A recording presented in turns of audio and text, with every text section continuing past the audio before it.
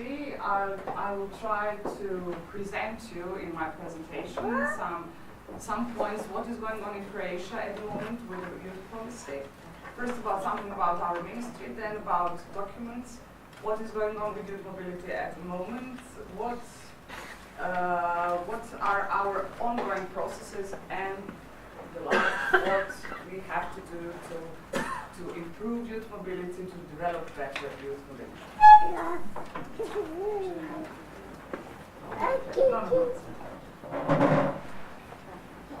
When we talk about youth in Croatia, we define them by our last national program, that those are people from 15 until 30, but from our last population census that was made in 2011, they defined youth from 15 up to 29, and it says that at the moment in Croatia there are more than it's about 740,000 young people in Croatia. That means it is something more than 70% of the population of the Republic of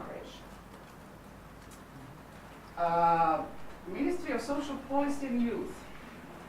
This ministry exists since December 2011, and I have to state that this is for the first time we have a ministry for youth. Previously, youth was always somewhere under other ministries, for example, Veterans Affairs and International Solidarity, or under some other ministries. But for the first time now we have a ministry for youth, which has sector for youth with two divisions, two services: service for development, implementation, and fostering of youth policies, and service for cooperation with youth.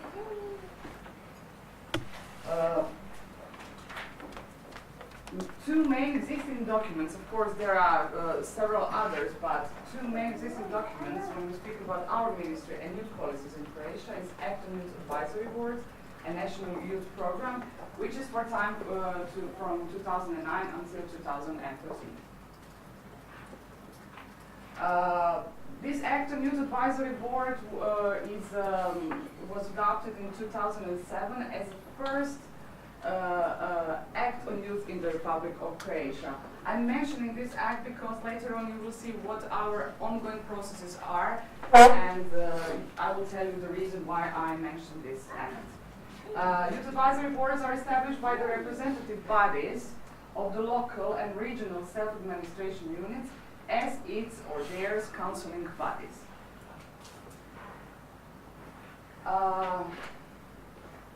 Our national youth program from 2009 to 2013, when we look at the document, what it contains, it's an expensive situation analysis for each field of action.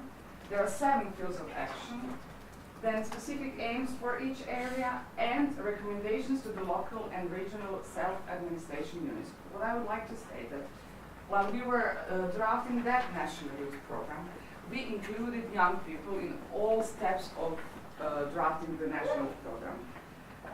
This is also in connection with youth mobility at the moment, in the sense that you will see later on that one of the areas is mobility, information, and counseling. And when we were drafting measures within this program, young people were involved as well. National program defines activities for each individual measure. We have 7 areas with 53 measures and 157 activities. Collaborators in the implementation. This is interesting because even though in that national program we are supposed to collaborate within other ministries, but later on you will see that there is a lack of intersectoral communication. Funding resources and implementation indicators. Okay, you can't see that very well, but I will try to read it for you. These are 7 areas within the national program: employment and entrepreneurship, social policy, health and reproductive health, active participation of young people in society, mobility, information and counseling, education and informatization, and youth culture and leisure time. So as you can see, there is area of mobility already within our national program. And that all field of action has 8 measures with 22 activities, but only 2 measures were in connection with youth mobility. I will come back to ongoing processes because I would like to say about them something later. I will come back to mobility creation now. As I already said, National Youth Program has a field of action in connection with youth mobility. And in the situation analysis within this national program, it says that mobility was recognized as educational, culture, and tourist mobility of youth and their inclusion into international cooperation and exchange. I have to say that within this field of action, and when we recognize mobility as educational, culture, and tourist mobility, but those two measures that we have within the national program are not in connection with educational or culture, but mostly for tourist mobility. One of the goals was to increase cultural, tourist, and educational youth mobility that expands their horizons, opens communication with the world, and enables familiarizing with new standards, patterns, methods, and manners of social acting and decreases xenophobia. Measures aimed at mobility, to foster development of youth tourism, to direct support to extension and standardization of benefits for young people and students. As my colleague said something about Euro 26 or European Youth Card now, we have it for the last 14 years, but we tried to implement, not only to implement, but to improve that card in the last period. We didn't succeed, but this is something definitely that we are going to think about, and we will try to revive this card in Croatia, as well as probably within the new national program, which one is drafting at the moment. One of the main actors, of course, when we speak about youth mobility, is Agency for Mobility and its European Youth Programs. As of 2011, Republic of Croatia fully participates in the Lifelong Learning Program, Youth in Action Program, ERAPAS, and somehow is a central national point for active educational mobility. When I was trying to collect some data about youth mobility, if we are talking about learning mobility, cultural mobility, or touristic mobility, which is defined in our national program, I have to say that I was a little bit sorry that I couldn't collect more information about youth mobility, what is going on, what are the numbers, and other similar things. But some numbers that we have and that we could see that through Erasmus and Leonardo da Vinci, youth mobility in that segment is definitely rising. Well, I was trying to collect some data. I asked some researchers to help me providing some information. And I can't say that there is no research about youth mobility, but they're always in the context of some other studies, just a smaller piece of bigger studies. And I just got this study that is about youth in crisis, but it is about young people in Croatia. This study was made in 2012, and it was somehow 1,500 young people were interviewed through that study between not 14 to 17 as I wrote, it's 27, I'm sorry. And there is a small segment that was telling us something about mobility, and it shows results about internal mobility and moving abroad. The results of this study showed us that today over 2/3 of young people in Croatia do not express a desire to move to another place in the country. That more than a quarter wants to move abroad, which is less than 10 years ago. The most important reasons for internal mobility and moving abroad, of course, are economic reasons with regard to the economic crisis that has spread to Croatia and most developed countries as well, and reduced opportunities for employment and achieving higher living standards. For a country when we speak about Croatia, a country which is generally threatened by depopulation. The fact that a quarter of young people rather seriously considering immigration, although that does not mean that they will all realize the stated intentions, as you mentioned before, is a worried trend. We have to decide what we want.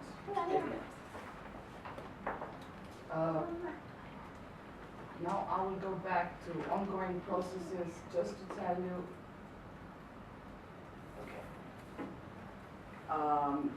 I think that this seminar will help us in what we are doing now. I'm sure of it.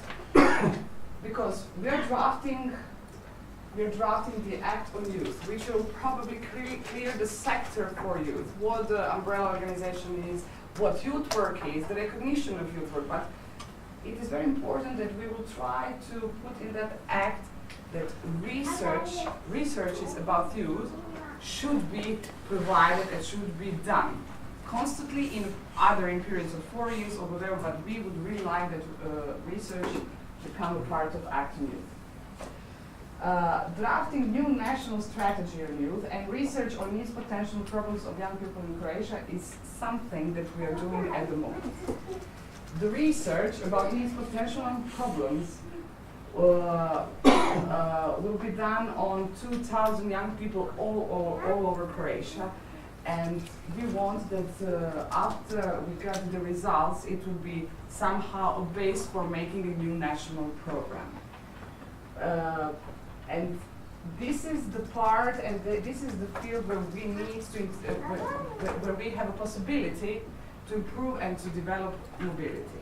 Because in this national program that we still have, mobility is only one segment. But if we look what mobility really is, learning mobility, touristic mobility, cultural mobility, in connection with employment, I think that mobility should be covered in all fields of action. And at the end,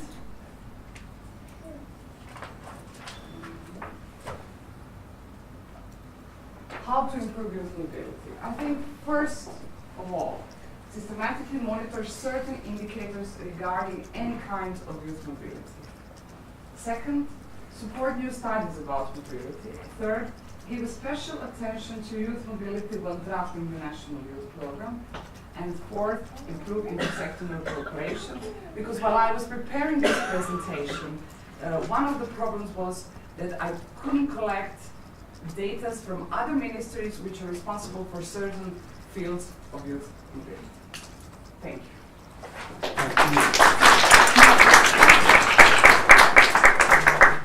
Thank you, Morana. You've highlighted why it's absolutely important for us to come together to share our ideas, share our experience, share our knowledge. I can't think of many other national ministries which would have a specific focus on youth tourism mobility, for example. That's a particular issue in Croatia, and it's wonderful that there is a focus on that, but it's perhaps not common to other ministries across Europe. In other countries there are other priorities. So that just reinforces why we do need to come together to share our knowledge and experience. And our next presentation is mobility. But the key thing that you highlighted, the lack of evidence, lack of research and evidence, and the need for policy to be based on real knowledge and evidence. We need to do that, so therefore we need to address that.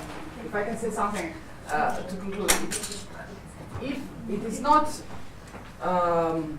heavy to write a national document, national strategy. You can always collect 5 people who know something about youth policies and then to write it down. But what's really important is that you have what is really going in the field, what are the real needs of young people, and then to draft according to that strategies or laws or whatever. I think that the easiest part is to write it, but I think that researches or studies are very, very needed if you want to make anything that has sense in next 4 or 5 years. Great. We'll have lots of questions because we've had 3 very thought-provoking, stimulating presentations so far, and possibly a 4th for our opinion. But 3 really different presentations to help stimulate our thinking. We'll stop for a break in a minute or two. We'll come back after the break and we're going to have another couple of presentations, one from the Council of Europe, and why is youth mobility important to the Council of Europe, and what mechanisms do the Council of Europe use to promote youth mobility, how effective are they? Then we'll have an input specifically from the European Youth Card Association. How does the European Youth Card Association act as a specific mechanism or network to promote youth mobility? And then there will be a chance for us to discuss, before we go into workshops this afternoon, the break. We've planned a 45-minute break, so it may be around 42 minutes now, but 45 minutes or so. I'll check what time we need to come back. So it's a break where you can smoke, you can go to the toilet, you can drink coffee, you can do lots of things, but you can also talk to each other about anything that we've heard this morning. You can follow the instructions from the Minister this morning, and there's a sheet in your pack. So follow the instructions from the Minister this morning and sign up for the campaign on human rights. There are instructions in your pack, so do that. Find someone with a computer, log on, sign up, use that. So we've had an extended break to allow you to do that. In the break, we're also going to ask you to think about another Council of Europe initiative. On March 21st, the Council of Europe will officially launch its new campaign. It's called No Hate Speech, or No Hate Speech Movement. And just to give you an idea what hate speech means, or what this campaign is directed at, it's a campaign for human rights online. So the Council of Europe would like to encourage young people to also perceive the internet as a public space and make sure that the same rules of human rights and dignity apply online as they do offline. So this new campaign will be online for young people, but everyone else will also use organizations and governments to join. And yeah, the platform is not online yet, so I cannot show you any kind of pictures, but it will launch on March 21st. It will be connected to educational material for young people and youth organizations about how to be active in the area of combating hate speech. It is not a campaign which is trying to cut down on the freedom of expression. On the very contrary, it is a campaign that supports the freedom of expression, but it wants to point its finger to phenomena like cyberbullying and online racism and the kind of behavior that young people often think is okay on the internet because it gives you a certain amount of anonymity, which is not true. You should always act online the way you would when speaking into someone's face.